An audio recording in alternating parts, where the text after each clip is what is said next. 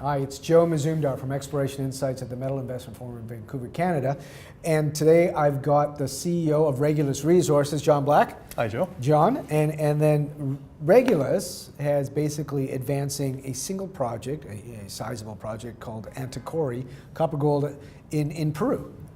Yep. And so right now, where are you at? Like, I know the copper cycle, you know, it comes and goes, but now we have this green sort of push in terms of electric vehicles and copper demand and there's not that many projects out there. Where do you think AntaKori fits right now in terms of the cycle and in terms of where you're sitting with the asset in terms of where it's stage it's at? Well, we're really encouraged with AntaKori. We acquired a project that already had some drilling, and so we knew there was a resource to start, but we saw that resource was wide open. In March, just a couple months ago, we put out our first resource and substantially increased it. So we now have over 500 million tons of mineralization, about half of it indicated, about half of it inferred, at pretty interesting grades, and of both copper, gold, and silver, copper, gold, and silver all together on it. And what we're seeing is that that's wide open for continued expansion. And what's really interesting is that it's the continuation of mineralization that occurs on our neighbor's ground. And our neighbors are a joint venture that is operating a mine, mining the oxide gold cap over a large copper gold sulfide. So when we combine the mineralization that we have with the mineralization that they have, the AntaKori and next door mine called Tantuatai, it's a very substantial copper gold occurrence. So it would be one of the larger undeveloped copper gold sulfide projects. When you talk about the other company, that's the joint venture between Buenaventura, obviously a Peruvian entity, and Southern Peru that's owned by Grupo Mexico. Yep.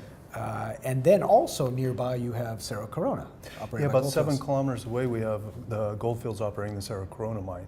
And what's interesting is the Tantuatai oxide mine and the Cerro Corona copper gold sulfide mine both have limited mine lives left. They both run out of ore between 2025 and 2030.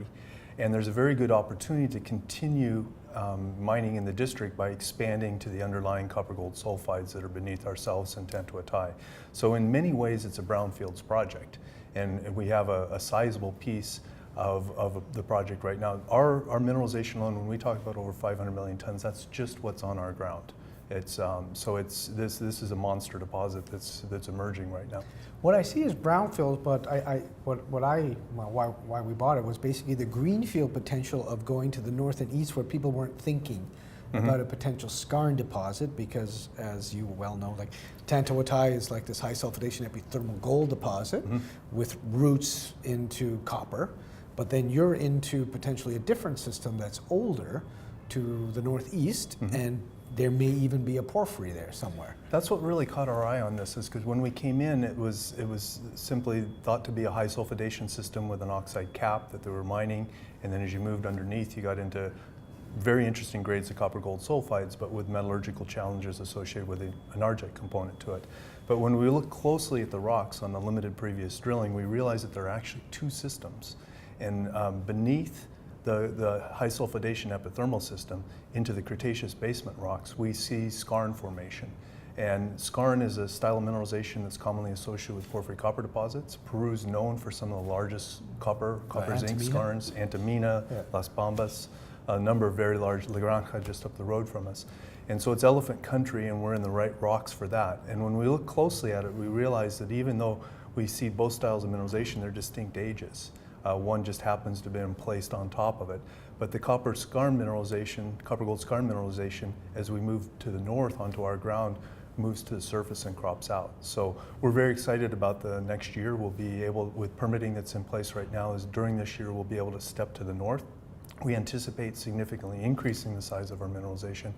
But more importantly, probably, we anticipate that style of mineralization will be metallurgically cleaner mineralization. We'll essentially move the center of gravity to the north on the project, more onto our ground and more onto cleaner material. So how important was that hole that you drilled in January in terms of your theory? We've got two really important ones that people should take a look at. We've got hole 26, which came out, which was one of our first holes that probed far to the north from the main area mineralization. And that's the one. That was a huge step out.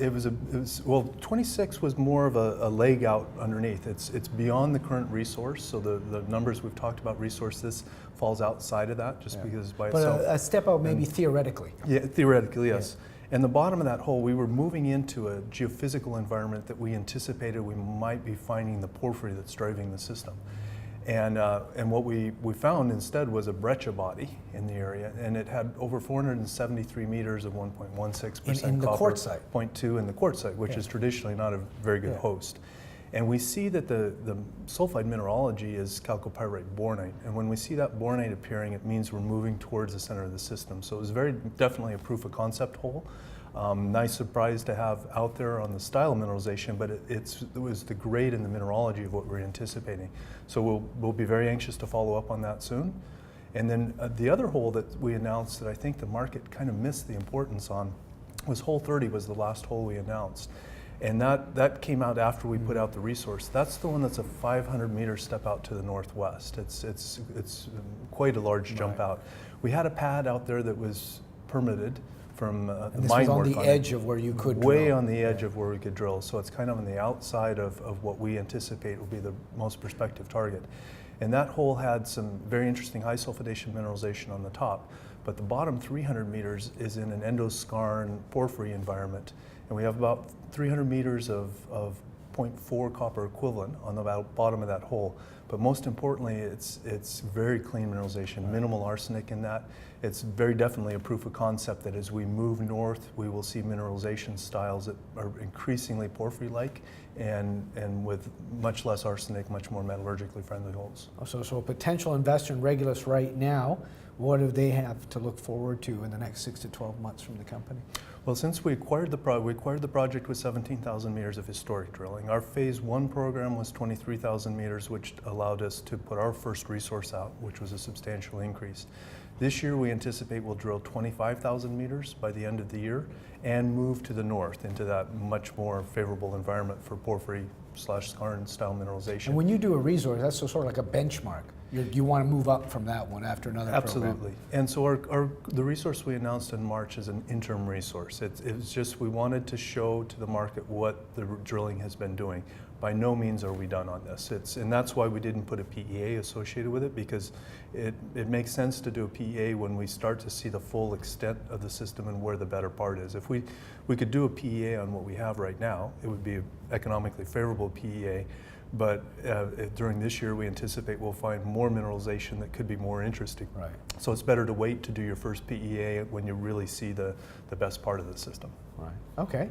So thanks, John. Okay, Thanks great. for coming Thank by. you, Joe. Cheers. Yep. That's Regulus Resources, CEO John Black. I'm Joe Mazumdar, Exploration Insights at Metal Investment Forum in Vancouver, Canada. Thank you very much for listening.